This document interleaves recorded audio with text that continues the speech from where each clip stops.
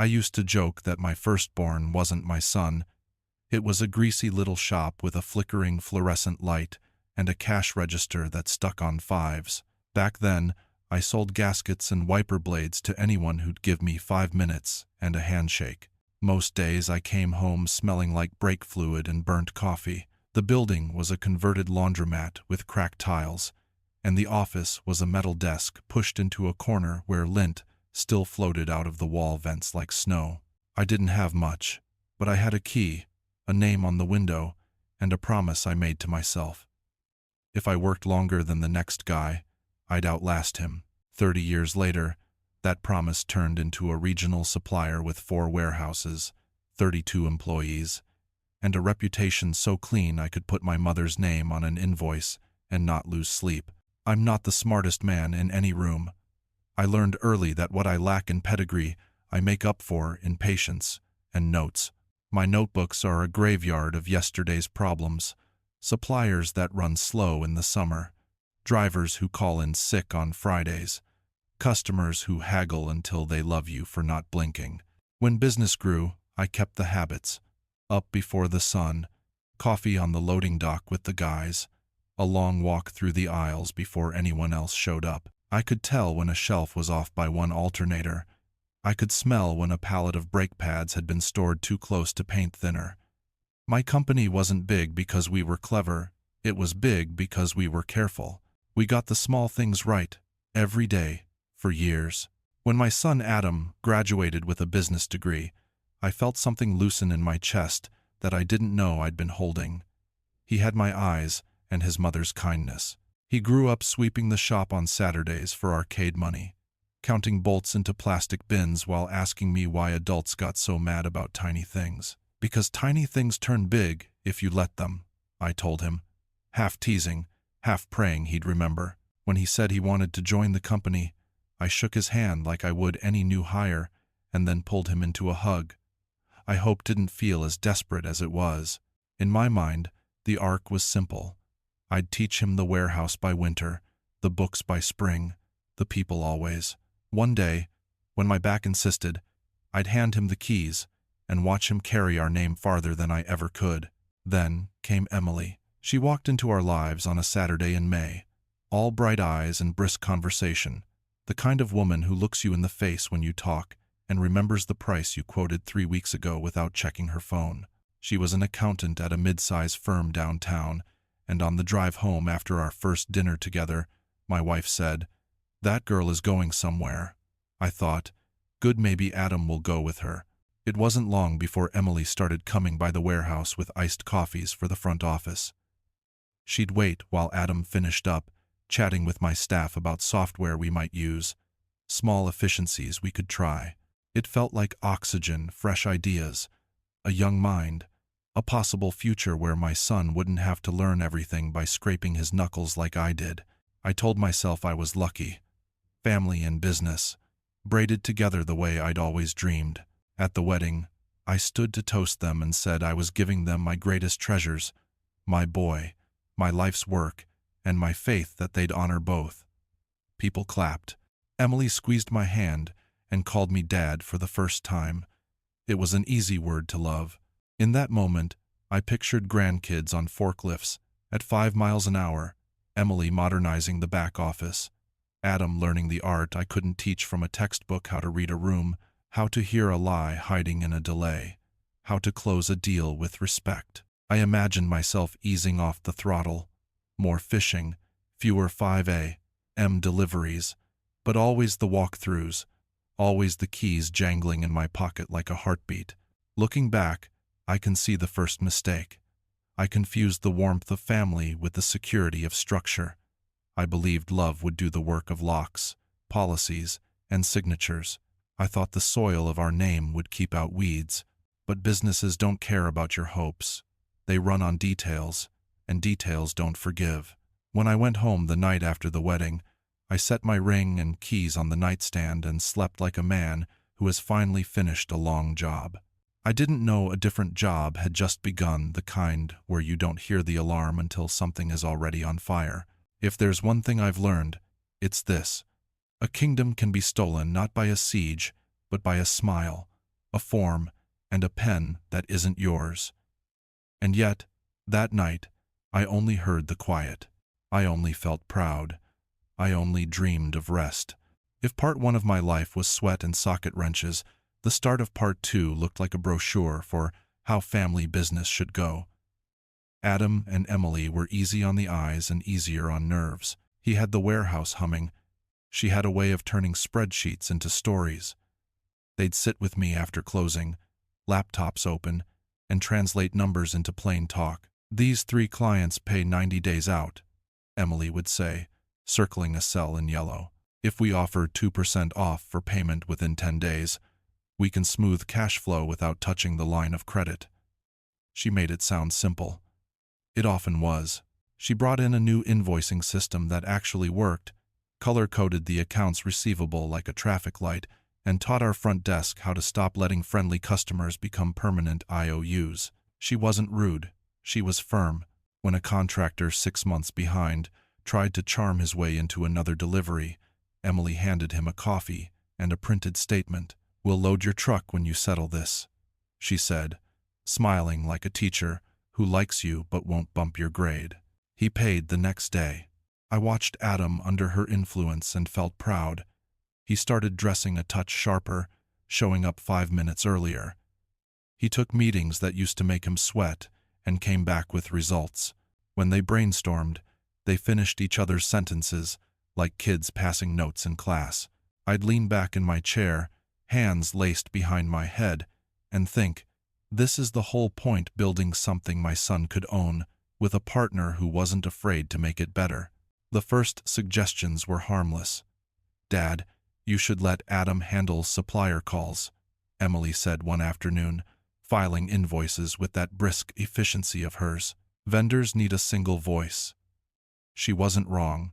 I'd been the single voice for 30 years, and my throat could use a rest. Then, "We should switch banks. The new one waives fees if we keep higher minimums. Then, electronic statements will save the bookkeeper hours."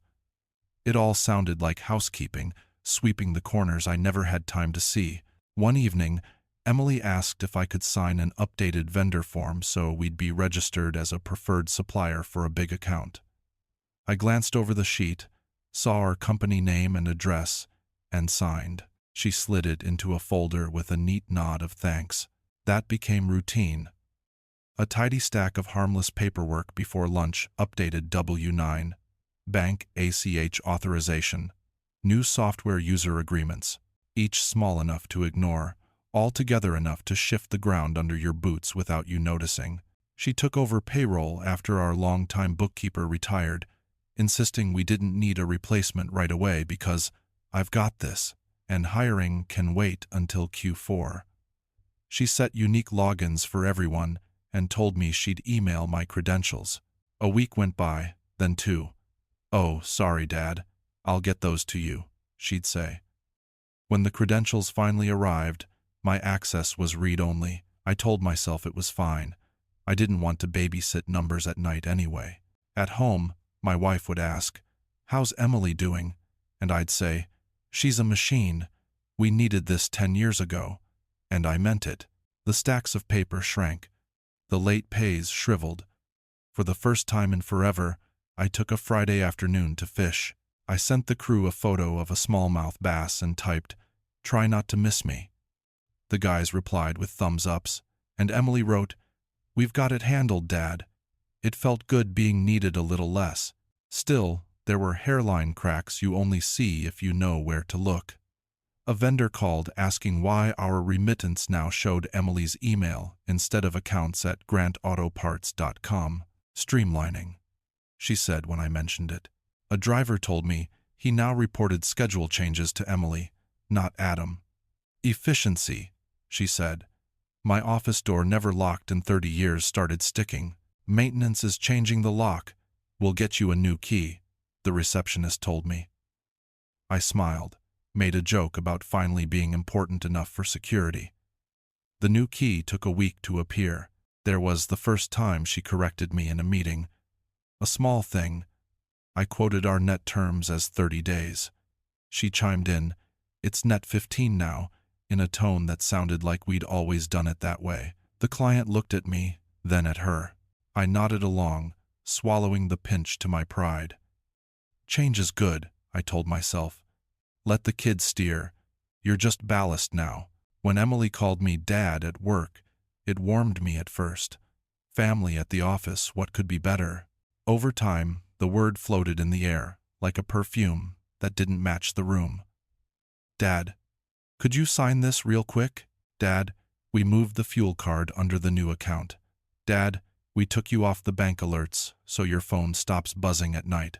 Always sweet, always sensible, always one more inch. On a Saturday, Adam and I were cleaning out a storage cage when I found a banker's box labeled Legacy.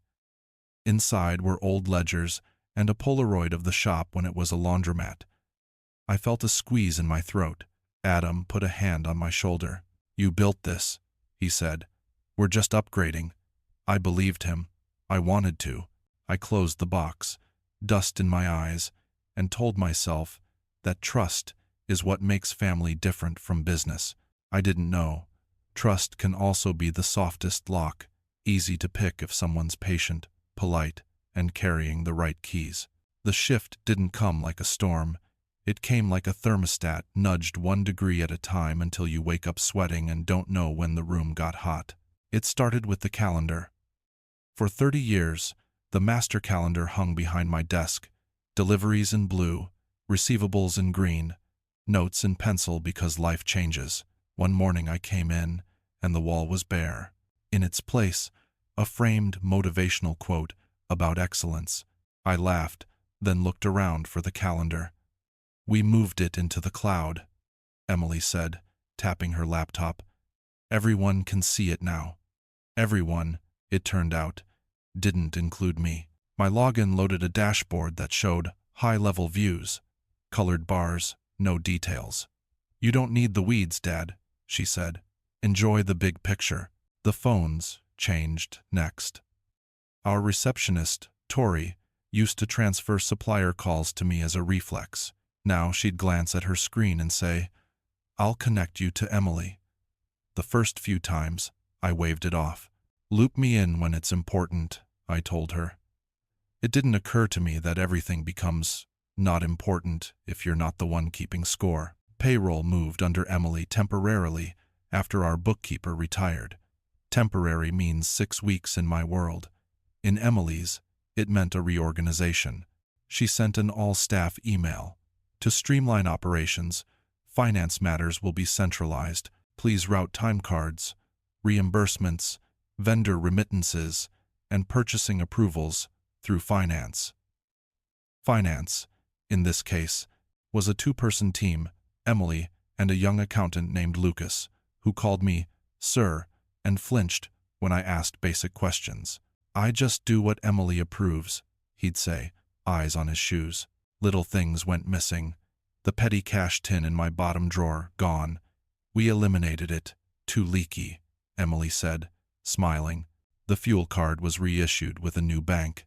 Better cash back, she explained, handing Adam a card and handing me nothing. When I asked, she leaned forward like we were conspirators. You don't need to worry about this stuff anymore. It's noise. Go win clients. Be the face. The face without the hands, I thought, and then felt petty for thinking it. I noticed purchases. I didn't authorize a new espresso machine in the break room, ergonomic chairs for the front office, branded jackets for the finance team that nobody else got. None of it was criminal. All of it was curious. When I asked about the chairs, Emily laughed. It's 2025, Dad. People expect modern workplaces. She wasn't wrong, but I watched the warehouse crew sit on the same steel stools and wondered what decade they belonged to. The locks changed on a Tuesday. No warning. I arrived early, keys jangling like always, slid mine into the front door, and felt the deadbolt catch like a stranger's hand. For a second, I thought I'd grabbed the wrong key ring. Inside the glass, the receptionist waved and buzzed me in. Maintenance swapped the cylinders last night, she said apologetically. We'll have your new key by Friday. Friday came and went. On Monday, Emily apologized. Oversight, Dad. Here you go. The new key opened the front door, not my office. When I mentioned it, she tilted her head. We consolidated offices. Yours is now the conference room on the mezzanine, more space, natural light. My old office, my dents in the desk, my calendar nail hole belonged to Emily now. She'd put a plant where my coffee ring used to be. I told myself to be generous. I took calls from the mezzanine. The view was lovely, if you like feeling above everything and connected to nothing. Down on the floor, I watched small habit changes. Drivers started checking their routes with Lucas instead of Adam. The HR files, once kept in a locked cabinet in my office, were now digitized. Access controlled, Emily said. My access, it turned out, was on request. As he wanted to Grepton Rainier, a supplier I've known since my laundromat days, called and said, "Heard you folks are tightening payment terms. Everything okay?" I said yes, because you don't bleed in public. After I hung up, I went downstairs to ask Emily about the change. Net 15 keeps us lean, she said brightly. You always said slow payers become problems. True. But I also said good customers deserve grace when their trucks break down. We'll make exceptions, she said. We'll let you know. The we was new. So was the part where I needed permission to be generous with the relationships I'd built. At home, my wife noticed I was quieter. Growing pains, I told her. They're just modernizing. She put a hand on my cheek. Modernize all you want, don't disappear. I promised I wouldn't. Then I stayed up late, looking at our bank balances on my phone, and saw new account nicknames I didn't recognize. When I tried to click for details, the screen asked me to request higher privileges from the administrator. The administrator wasn't me. The day I finally said something sharp, it wasn't planned. We were in a staff meeting, and Emily announced that all client discount decisions would route through finance. Even long-timers? I asked. Especially long-timers, she said, smiling like a surgeon before the cut. We love them, but love can't live on margin erosion. The room laughed politely. I didn't. We're not a spreadsheet, I said. We're a reputation. Emily didn't flinch. A healthy reputation pays its bills, she replied. The room went silent, then moved on. On Friday, a junior salesman brought me a contract to sign. Old reflex, I signed my name with a flourish. He hesitated. Emily said all signatures go upstairs now. He took the paper back like I'd smudged it. I watched him climb the stairs to my old office and knock on my old door. Driving home, I caught my reflection in the rearview, jaw tight, eyes tired, and wondered when I started asking permission in a building I'd paid off a decade ago. I told myself to pick my battles, to remember why I'd wanted help in the first place. I gripped the wheel and breathed, counting to 10 like the therapist on the radio said. The next week, a supplier called with a question that should have been simple. Is the ownership change final? We need to update our records. I blinked at the phone, felt the room tilt, and asked him to repeat the question. That was the first time the thermostat clicked loud enough for me to hear it. The question from the supplier, is the ownership change final? Rattled around in my head like a screw in a dryer. Ownership change. Final. 2 words I'd never heard next to my company's name, unless I was the one saying them. I hung up and went straight to my mezzanine office, the one with the good light and no authority. I opened the state's business registry, public records. No passwords, no gatekeepers. I typed in our company name with fingers that didn't feel like mine. The screen loaded, and there it was in plain text. Chief Executive Officer Adam Grant, Majority Shareholder Emily Hart Grant. My name sat lower, like an old trophy on a dusty shelf. Founder, Minority Shareholder. My throat went dry. I scrolled, hoping it was a clerical error, a typo, a glitch, anything but the truth. There were uploaded PDFs, restructuring resolution, board minutes, share, transfer agreement. I clicked the first one.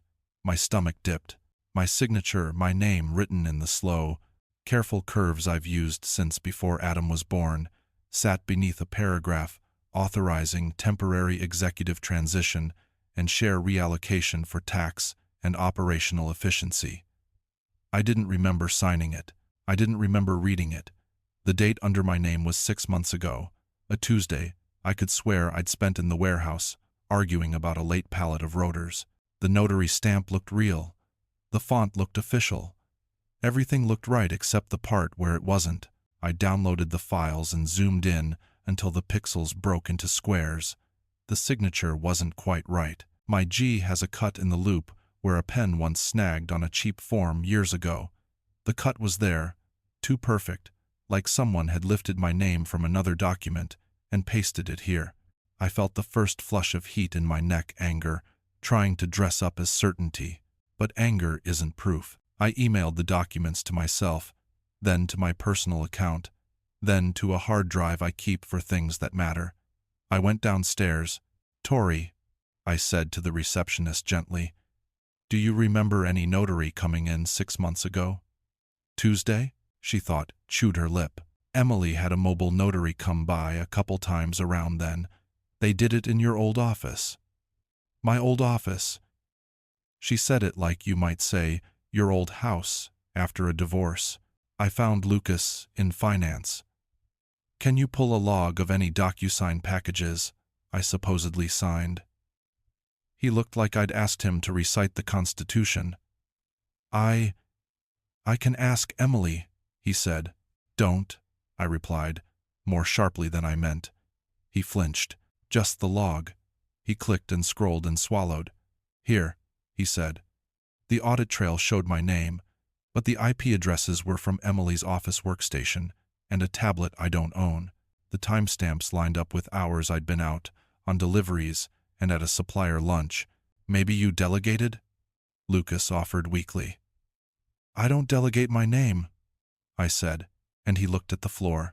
I walked to the bank after lunch because some conversations deserve eye contact. The branch manager knew me handshakes through 3 recessions. "We consolidated accounts per your instruction," she said, clicking through screens. "New admin users, Emily Hart Grant and Adam Grant. Alerts turned off except for monthly statements." "Who removed my admin status?" I asked. She pointed to the digital form. "E-sign from your profile." The same profile that had approved a new line of credit to smooth seasonal cash flow. I stared at the screen. "Can you pull the authorization with the signature?" She printed it. The signature was mine. The pen stroke was not. Back at the warehouse, I stopped by the file room, what used to be a file room. The cabinets were gone, replaced with a cheerful sign, "Paperless equals priceless." I almost laughed. Almost. "HR files?" I asked a passing assistant. "All digital," she said brightly. "Access through finance." Of course. I went back to the mezzanine and read the board minutes that recorded a meeting I never attended. It was surreal.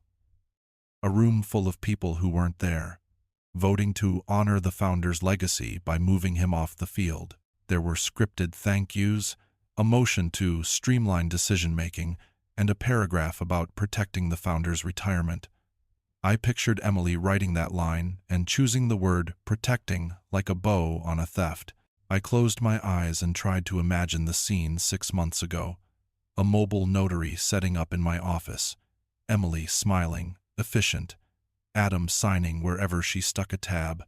My name added last, not by my hand but by a picture of it.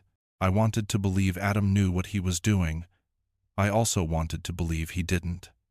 Both wants hurt. I printed the documents. Paper still tells the truth better than a screen. I laid the pages on the conference table and traced the path of my own undoing vendor forms that became resolutions, authorizations tucked inside updates, a dozen small signatures that added up to a robbery done in daylight. When the lights flicked to evening mode, I gathered the stack and slid it into a manila envelope. My hands had stopped shaking. Shock gives way to clarity when there's nothing left to doubt. I looked down at the plant in my old office through the mezzanine glass, the plant that lived where my coffee ring used to be, and felt something colder than rage. It was resolve. I wasn't going to rage. I wasn't going to throw papers or break anything. I was going to ask a question no spreadsheet could dodge. Tomorrow, I would walk into my old office and ask my daughter-in-law how she got my signature on papers I never signed. I didn't sleep that night. I lay on my back, the envelope on the dresser like a loaded question, and watched the ceiling turn from black to gray. At 5:30, I made coffee I didn't drink, ironed a shirt I didn't need, and left before the sun decided whose side it was on. The parking lot was empty except for the early warehouse crew. I nodded to the guys, climbed the stairs, and stood outside my old door, the one that used to stick in winter when the woods swelled. It opened smooth now, like a mouth that knew the words it wanted to say. Emily was already there, because of course she was. Neat blouse, hair pinned back, a tidy stack of contracts precisely squared on the desk that used to hold my scuffed boots and paper cuts. She looked up and smiled the practiced smile she kept for clients and clerks. "Morning, Dad." I closed the door behind me. "We need to talk." Her eyes flicked to the manila envelope in my hand. "Always happy to." I slid the papers onto the desk, spread them like a dealer laying out a losing hand. Restructuring, resolution, board minutes, share transfer agreement. The bank authorization with my signature. The DocuSign audit trail with IP addresses that belonged to a workstation I didn't own. "Explain this." The smile paused, not cracked, paused. She touched the top page with 2 fingers. "We've been through this, Dad. 6 months ago we didn't do anything," I said, keeping my voice level, because anger only helps the person holding the fire extinguisher. "I didn't attend this meeting. I didn't sign these documents. I tapped my name. That cut in the loop happened on a tax form in 2002 when the pen snagged. It isn't a signature. It's a stamp." She leaned back, hands folding calmly in her lap. "You authorized an executive transition. You said it yourself, time to modernize." "Nother do skills." I said we'd modernize. I didn't say you'd take my company in my name. The door opened and Adam slipped in, face drawn, eyes bleary like he'd run here or not slept at all. He looked from me to the documents. "What's going on?" I turned the audit trail toward him. "Your wife processed transfers under my profile from her computer. The bank removed my admin status based on an e-signature that isn't mine. The state registry shows you as CEO and Emily as majority shareholder. My share and veto power are buried under language that says temporary." "Tell me, Adam, did you read any of it?" His mouth opened, closed. "Emily said it was for taxes," he managed. "Like structure, efficiency. We talked about protecting your retirement." "I thought," he swallowed. "I thought it was honoring you." "Honoring me?" I said softly. "By locking me out of my own office?" Emily's tone gentled, maternal. "We changed locks for security. There were compliance issues. You know that." "What I know," I said, "is that a mobile notary stood in this room while I wasn't here and stamped papers I didn't sign. I know you moved payroll, purchasing, HR, and banking under finance, and made yourself finance. I know you've been smiling while you took inches until the map changed and you called me lost." She held my gaze without blinking. "We needed decisive leadership. Vendors were slow paying, margins were thinning, the market's consolidating. You still do handshakes in a world that requires safeguards. You taught me details matter, so I handled them. The board minutes reflect a unanimous decision." "What board?" I asked. "There's no board. There's me. There's the people I hired because they know rotors from doorstops. You wrote a play and assigned everyone their lines." Her chin tipped, a fraction of victory. "Semantics." The senior staff agreed. I thought of Tori's apologetic buzz, Lucas's flinch, the drivers reporting to a 20-something with a spreadsheet. They nodded because their paychecks were in your hands. Adam stepped between us, palms up. Can we slow down? Dad, if something's wrong, we'll fix it. It's our company. We're on the same side. I looked at my son, the boy who swept floors for arcade money, the man wearing a tie I'd bought him for his first big client lunch. Are we? I asked. When did you start calling her for permission to spend $10 on bolts? Color rose in his cheeks. That's not fair. Fair is a ledger, I said. This is blood. Emily cleared her throat. Mr. Grant, she said, and the change in the name felt like a door closing hard. We appreciate everything you've built, but we can't keep operating by memory and mood. The company needs a future, not nostalgia. That means taking hard steps you've avoided. We gave you an emeritus role. Be the face. Tell stories at conferences. Let us run the engine. I breathed once, twice. You can't give me what I own. She slid a single sheet from her stack, rotated it toward me. Notice of change in duties, corporate letterhead, brisk font, the courtesy tone of a hotel checkout. Effective immediately, she read. We are relieving you of operational responsibilities. We will continue to honor your founder stipend. We expect no disruptions. I looked at the stipend number. It would pay for fishing trips and silence. Adam shifted, eyes glassy. Emily, come on. She didn't look at him. It's what's best for the company. I picked up the notice, held it in my hand, like something I might fold into a plane and throw. Then I set it down, neat as a placemat. You're right about one thing, I said. Details matter. I slid another paper from my envelope and laid it on top of her notice. The original founder's retention clause, the clause she'd missed. The one that said any executive change or share transfer required my written consent as long as I held 10%. My finger rested under the line that mattered. You didn't read the fine print. For the first time, I saw it. A hairline crack in her composure. It passed, and she smiled again, but now it cost her. We'll let the lawyers parse it, she said evenly. We will, I agreed, already turning to the door. And Emily? She raised an eyebrow. Don't call me Dad in this office again. There's a special kind of quiet that follows a public humiliation. It isn't silence. It's the echo of everything you didn't say ricocheting around your ribs. I drove home with the radio off, hands at 10 and 2 like a teenager on his first test, and watched my reflection in the windshield, an old man in a good shirt who'd just been offered a stipend to disappear. My wife met me at the door with that look she reserves for bad news from doctors. I didn't make her ask. I laid the notice of change in duties on the kitchen counter and slid the chair back so it wouldn't scrape. She read it once, then again, then held it by the corners like it might bite. They can't do this, she whispered. They did, I said. Saying it out loud made it heavier. I told her about the forged signatures, the audit logs, the bank authorization. I told her about Adam's face, how his mouth searched for words that didn't exist.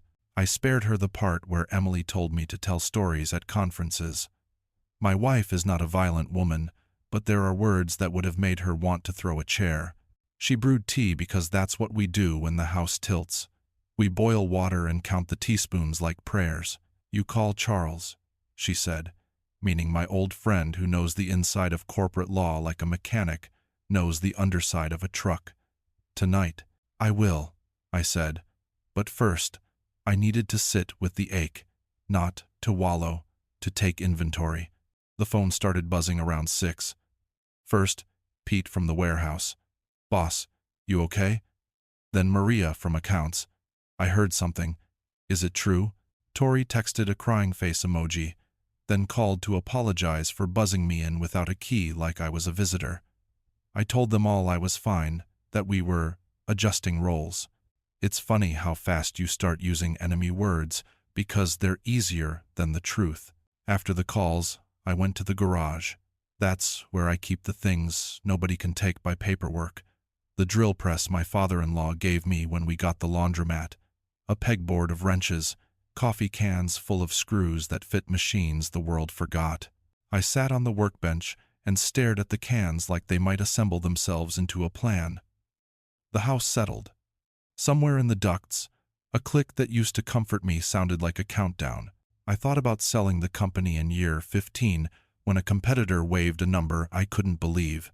I thought about the day Adam was born, the way his fingers opened and closed, like he was already learning to hold on. I thought about Emily's first iced coffee left on our front desk, how cold it had felt in my hand, how fresh it had tasted after decades of burnt pot. Around 8, Adam texted, "Can I come by?" I stared at the bubble until it stopped pulsing. "Yes," I typed. He arrived with eyes red and jaw clenched. He didn't hug me. He stood in the doorway like a kid who'd dented the car. "Dad, I'm sorry," he said. Sometimes the simplest sentence hurts the most because there's nowhere to hide inside it. I nodded toward the table. "Sit," he talked. He talked about market pressure and cash flow, about how Emily had tightened things up the way business school said you should. He said he'd signed where she told him because she sounded certain, and certainty is a drug when you're scared. He said he thought the emeritus plan would let me rest. He said he didn't know about the forged signature. "I swear," he added, "because men who lie say it quick, and men who tell the truth say it like they're setting down a heavy box." I let him spill the whole bucket. Then I asked one question. "When did you stop bringing me problems because you thought I'd be in the way?" He rubbed his eyes. "I don't know. Somewhere between wanting to impress you and wanting to protect you." "Protect me from what?" "From being disappointed in me," he said. The words fell between us like a wrench. We were quiet a long time. Finally, I said, "Son, disappointment is a bridge you cross to get to better. Betrayal is a road you don't come back from without scars." He nodded, staring at his hands. "I don't know how to fix this," he whispered. "I do," I said, though in that moment I only knew the first step. Stand up. I told him I'd be calling Charles in the morning. I told him no more signatures without me in the room. I told him to move payroll approvals back to a neutral queue by noon tomorrow, or I'd shut the accounts myself. His eyes widened. "You can do that?" "I can do what I should have done months ago," I said. "Be the one who protects the name on the building." After he left, the house felt larger and emptier, which is how houses feel when your kids bring their mess and then take it with them. I washed 2 cups that weren't dirty. I set my phone on the counter and turned off every light but the one over the sink. The envelope with the claws lay next to the fruit bowl like a truce flag stapled to a spear. Before bed, I walked to the bedroom window and looked out at the night. Dark yards, a lone street lamp, the faint hum of somebody else's dishwasher. I remembered the early years, cold mornings, warm warehouses, the way I could tell my guys were with me by the sound of their footsteps on concrete. I realized how long it had been since I'd listened for that sound. Rock bottom, it turns out, isn't dramatic. It's domestic. It's a neat kitchen, a folded shirt, a note on the counter that says, "Call Charles at 8 a.m. It's the moment you decide the next version of yourself won't apologize for existing. I set the note, I set the alarm, and for the first time in months, I slept. Not because I was at peace, but because I finally knew what to do with my anger in the morning. At 8 a.m. sharp, I called Charles. He answered on the first ring like he'd been waiting in a chair with his shoes on. "Tell me everything," he said, and I did no pride, no polish. When I finished, he exhaled a long lawyer's sigh. "Okay. First rule, stop talking to them without me. Second rule, make copies of everything you can see. Third, we lock the scene." By noon I was in his office, a place that smells like old paper and new coffee. Charles is the kind of man who strokes his chin when he's listening and only interrupts to ask for dates. He laid a yellow legal pad between us and drew a line down the center. On the left, he wrote, "Facts." On the right, "Interpretation." "Feelings go on the back," he said, half smiling. "We'll need them later, not now." We started with the founder's retention clause, the paragraph tucked inside the original operating agreement like a fuse nobody expected to blow.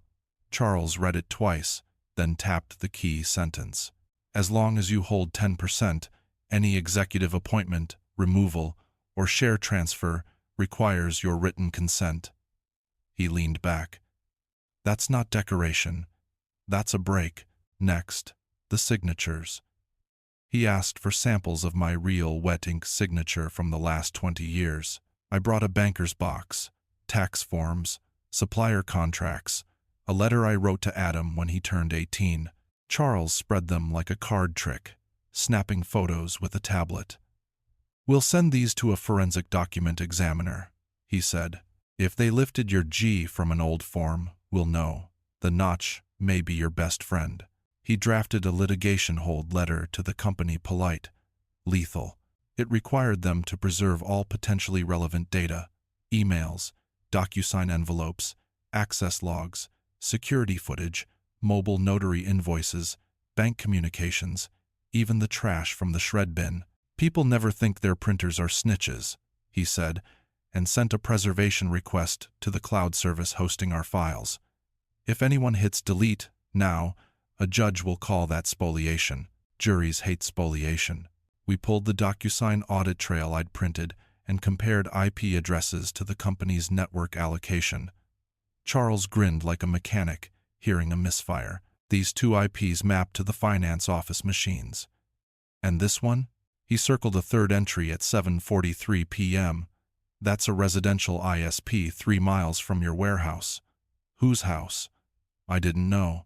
We'll find out, he said. He dialed the mobile notary listed on the restructuring packet. She sounded chipper until Charles introduced himself as counsel. Then she got careful. We notarized in the presence of the signatories, she said. Do you recall Mr. Grant? Charles asked. A pause. I recall an identification presented for Mr. Grant, she said. Do you have a copy of the ID? Another pause. We scan IDs per policy. Please preserve, Charles said sweetly. When he hung up, he scribbled ID copy. Compare on the pad. If someone used an old scan of your license or presented your number without you, that's a problem with a capital P. We walked the bank chain. He had me sign an authorization for the branch to release admin change records to counsel. We'll see exactly who submitted the e-form, from what device, and whether the bank followed its own two-factor rules, he said. If they downgraded your access without a live confirmation, they'll be eager to make that right.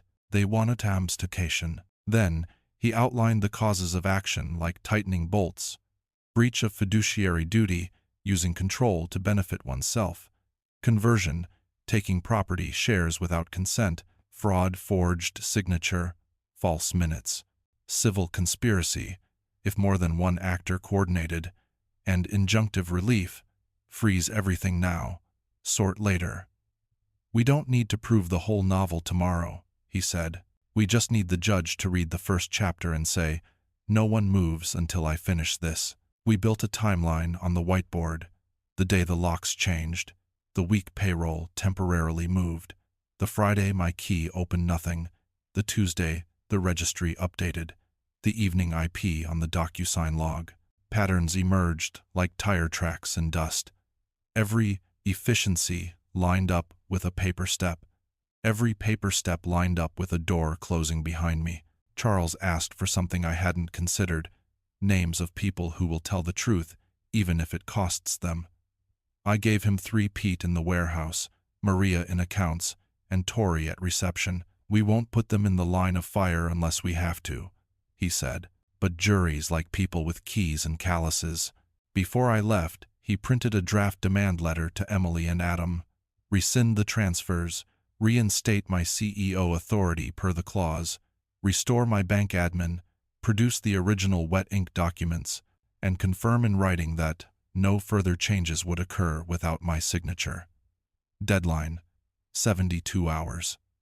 The footer mentioned we were prepared to file for a temporary restraining order first thing Monday.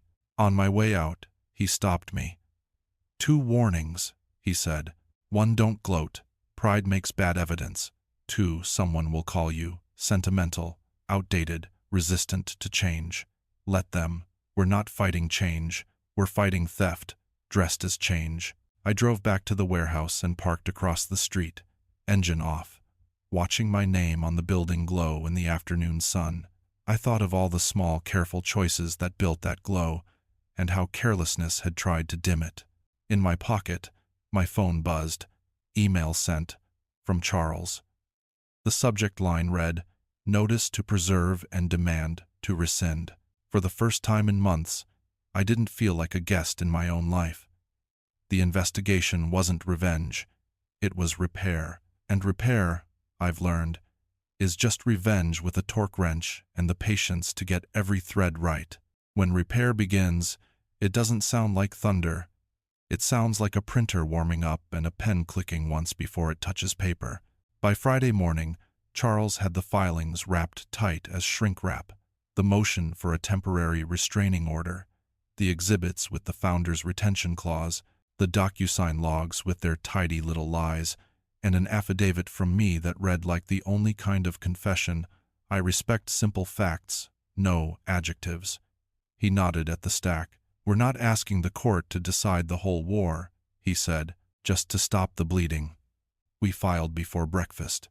The clerk stamped the papers with the authority of a gavel in miniature. By lunch, a judge assigned to emergency motions had read enough to set a same-day hearing. Charles grinned at me the way a surgeon might squeeze your shoulder before anesthesia. "Injunctive relief," he said, the law's way of saying, "freeze."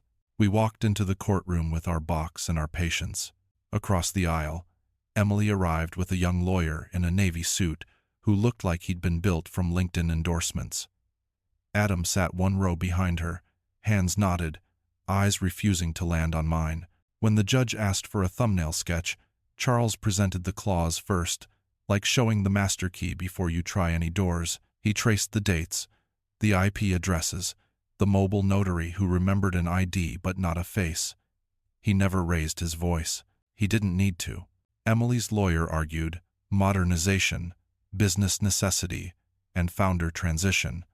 He said legacy. So many times the word started to sound like an exit ramp. The judge held up the agreement and tapped the clause with her pen.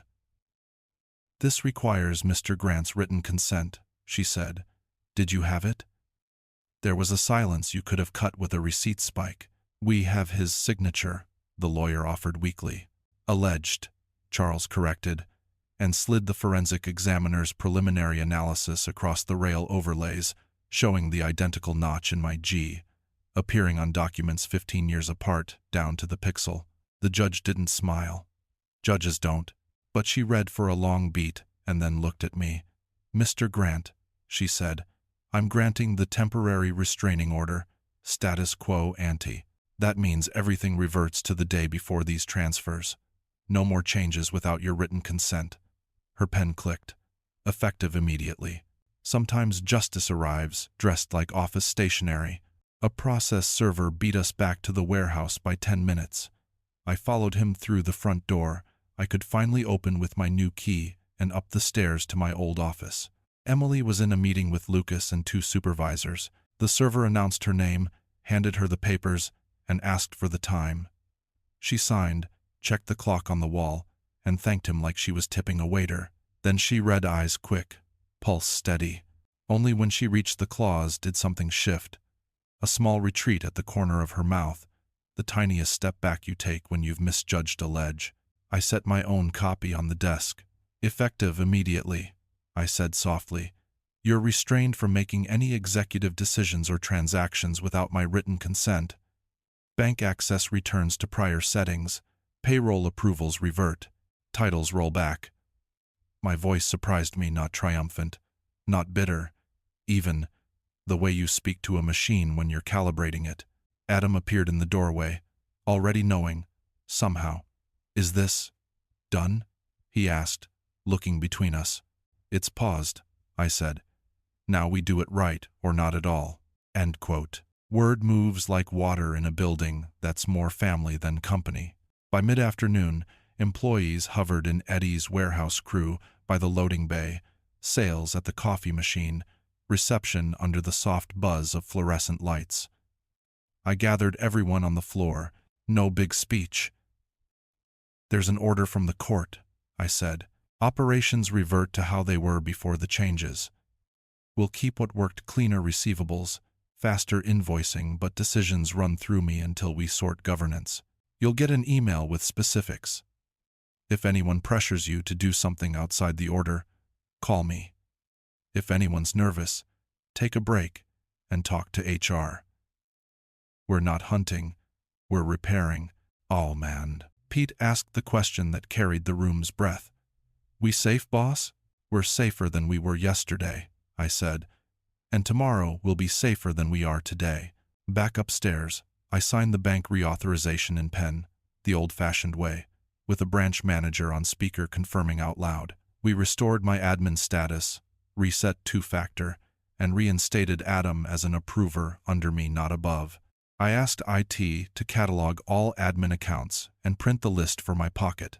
Paper, ink, names, the unglamorous edges of control. Emily stayed in her office, door open, posture perfect, calling vendors to assure them service continues uninterrupted. She was good at that, a kind of composure that looks like leadership until you set it next to consent. When she finally faced me, she kept it professional. You've made your point, she said. No, I replied. The judge made yours. She didn't flinch. You can't run this on nostalgia, and you can't run it on theft, I said, not unkindly. Adam came by late, hovering like he might be sent away. What do you want me to do? He asked. Work, I said. Real work. Walk the aisles at 6 a.m. Learn which pallets sweat in summer. Sit with Maria and understand every overdue account by name, not number. And tonight, go home and sleep. Tomorrow we build a company worth our last name again. When the building emptied and the warehouse settled into its breathing quiet, I took my old walk, front to back, checking shelves with my eyes, not a dashboard. At the end of the aisle, under the hum of a light that's been faithful longer than some vows, I felt my shoulders drop an inch. Payback, it turns out, isn't the slam of a door. It's the soft lock of one reopening, the click you feel more than hear when a key turns the way it should. The first week after the order felt like waking up in a familiar house where someone had moved the furniture 2 inches. You don't notice until you stub your toe. We didn't celebrate. We audited. Charles called it stabilization. I called it getting my hands back on the wheel. We started with the books. Maria and I sat shoulder to shoulder in the little conference room with a space heater that rattles when it's tired. Line by line, we traced where the money had learned new habits, subscription software we didn't need, consulting invoices to a shell LLC that smelled like someone's friend with a printer, vendor terms shortened without cause. None of it was flashy. All of it bled. We reversed what hurt the relationships that fed us and kept what cleaned the pipes. When I told a longtime contractor we were restoring his 30-day terms because he'd earned them over 20 years of paying when he said he would, he went quiet and cleared his throat. Knew you weren't dead, he said. The bank felt like a dog that ran away and came back wagging. They sent a senior manager with apologies and pastries. We reset everything with 2 signatures required, mine and Adam's, and a hard rule. No digital approvals without a verbal confirmation between us. That meant calls at odd hours and 2 missed dinners. But it also meant sleeping like a man whose doors are locked. Emily kept showing up. I half expected her to quit with a speech about being undervalued, but she stayed in that office like a chess player, refusing to resign until the king tips. Her lawyer sent a letter disputing the forgery and framing the changes as good faith improvements. Charles answered with evidence that didn't raise its voice. The IP logs, the notary's ID scans, a neat overlay of my G that matched an old tax form like a fingerprint. We offered a path. Rescind the share transfer, keep Emily on as controller under oversight. Stop pretending the clause was decoration. She didn't accept. She didn't refuse. She waited strategy's twin sister. Employees waited too, the way kids hover in a doorway when they hear adults using careful tones. I gathered them again on a Wednesday and told the truth with no adjectives. We're not here to punish anyone, I said. We're here to remember what made us worth paying. That starts with respect for work, for people, for the name on your checks. Heads nodded, eyes warmed. Pete asked if the Christmas potluck was back. Only if you bring those meatballs, I said, and the room loosened a notch. At home, my wife watched me like a nurse watches a patient who insists he's fine. I was eating again. I was sleeping more, but the bruise under everything hadn't faded.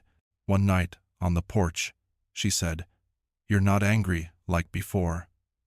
I looked at the streetlight, the moths writing their short stories around it. "Anger's expensive," I said. "It charges interest. I'm switching to discipline." Adam and I went back to basics. We rode with drivers at dawn, shook hands with the receiving guys at our top clients, ate bad donuts in break rooms that smelled like oil and rain. I watched him watch people how they stood, where their eyes went when they were worried, when they squared their shoulders because someone finally listened. On the third day, he turned to me in the truck and said, "I've been trying to lead from floors I never swept." "Then sweep," I said, and he did. The hardest conversation came in my office with the door shut.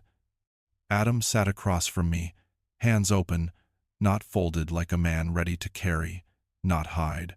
"Dad, about Emily," he said, and I felt the ache flare because even when you're right, somebody bleeds. "I loved her," he said. "Maybe I still do, but love isn't a hall pass." He swallowed.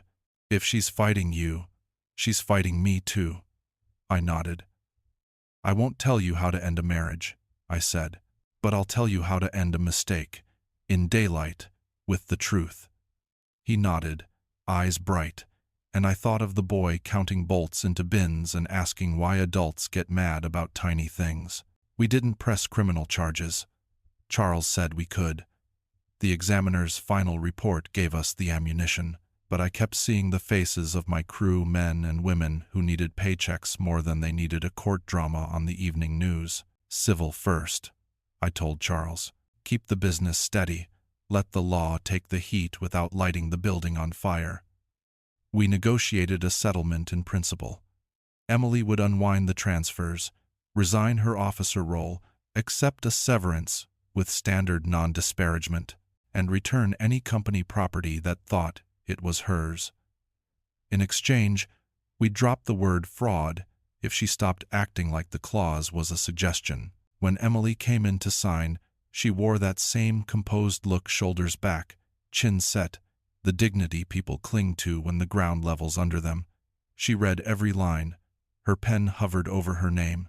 "This was never personal," she said quietly. "It was always business." I thought about the iced coffees, the color-coded spreadsheets, the day she called me Dad like a password to a safe. "That's the problem," I said. "You ran business like it wasn't personal. Here, it always is." She signed. The sound was small and final. That night, Adam stopped by the house and stood in the doorway the way he had the night he apologized. This time he carried a box photos from the wedding, a framed shot of the three of us in front of the warehouse, the edges worn by hands. "I'm moving to the apartment over the West warehouse for a while," he said. "I need to start where I should have started." I helped him load the truck. At the curb, he hugged me hard. "I'm not asking for forgiveness," he said. "I'm asking for a chance." "You've got both," I said, and I meant it. The warehouse sleeps light. Even after the settlement, I found myself walking the aisles at night, counting the soft red LEDs on the forklift chargers like prayers. I'd press my palm against a stack of boxes and feel the cool promise of inventory done right. Aftermath isn't fireworks. It's a broom, a ledger balanced to the penny, a sun showing up at 5:55 instead of 6 because 5 minutes early is how you say, "I remember." Closure didn't arrive with a ribbon. It came as small morning's keys in my palm, the warehouse opening to that same honest chill, the smell of rubber and cardboard and coffee. It came in the lull before the phones start, when the building belongs to whoever is willing to greet the day first. I used to think legacy was a grand word carved into a lintel. Now I think it's quieter. Shelves faced, trucks fueled, People paid on time. Repetition is how you say thank you for getting another chance. We rebuilt in increments. The settlement was signed, the titles set straight. Word leaked through the industry, the way good gossip wears overalls. Vendors whispered, competitors sniffed at weakness, old clients tested our balance. So I did what I do. I showed up. I visited every account we'd bruised with policy, looked them in the eye, and said 2 words grown men forget how to use. I'm sorry. Not for tightening processes, we kept the smart parts Emily brought. I apologized for forgetting the difference between a spreadsheet and a promise. Most of them nodded, and said it out loud too, like we'd both been waiting to speak human again. Adam started living above the West warehouse, a single room with a sink that groans and a window that catches the sunrise like a guarantee. He set a cot in the corner and a metal desk near the window. On the first weekend, I found him scrubbing the break room fridge with the focus of a surgeon. "Start where you can finish," he said, grinning. He was up before me most days, walking the aisles with a legal pad and a cheap pen, writing down things to fix and then fixing them. When he didn't know, he asked. When he messed up, he told me first. The day he negotiated a fair payment plan with a slow-paying contractor without giving away the farm, I watched him hang up and stare out the window. "Feels different when you earn it," he said. "Everything does," I replied. We made new rules. Simple, written, signed. 2 signatures for money decisions above a number that used to be a guess. 3 people on vendor changes, one of them from the floor. We hired a real HR manager who treats policies like guardrails, not weapons. We put the founder's retention clause on a laminated card in my desk, not to wave like a sword, but to remind us law is not there to be dodged by the clever, it's there to be honored by the careful. At home, my wife found her own version of closure. She took the settlement check and replaced the sagging couch that had held 3 decades of naps and arguments. She hung a photo in the hall, me, Adam, and the crew on the day we opened the second warehouse. The frame is simple, the glass clean. I catch myself stopping in front of it at night, counting the faces, remembering who moved on, who's still here, who came back after hearing we'd found our balance again. People ask about Emily. I don't badmouth her. That's a kind of theft too. She was competent. She worked hard. She wanted control like it was safety. I understand that hunger. I've lived on it, but there's a line between steering and stealing, and lines matter.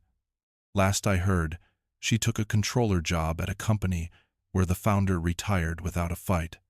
Good for her. I wish her the discipline to read every clause, and the wisdom to ask for consent when something isn't hers. On a Thursday in late fall, Pete rolled a crate onto Bay 3 and yelled up to the office, "Boss, come sign the first pallet for the new hospital account." I came down, Sharpie in hand, and wrote our name on the stretch wrap in big block letters. It felt like blessing a boat. Adam stood beside me, one hand on the plastic, the other on my shoulder. "We good?" he asked. "We're better than good," I said. "We're honest." That night, I drove the long way home, past the old laundromat where this all started. The sign is faded now, the tiles still cracked, the vent still coughing lint like snow. I parked and sat with the engine off, listening to the tick of cooling metal. I thought about all the papers I've signed, the ones I didn't, the single sentence that saved us because a younger version of me had been too stubborn to let anyone take away his brakes. I thought about trust, how it isn't blind. It sees the locks, hears the clicks, knows the codes, and chooses to open the door anyway, because love without boundaries is just invitation. Here's what I know, now that the dust has settled and the floor is swept. Family isn't immunity, it's responsibility. Loyalty isn't silence, it's telling the truth early. Modernizing isn't erasing, it's remembering what worked and tightening what didn't. And legacy isn't a stipend to go away, it's a key you hand over when the other person has learned how to carry it without changing the name on the door. I still do the morning walk. I still stop by the back door and touch the cool metal like prayer.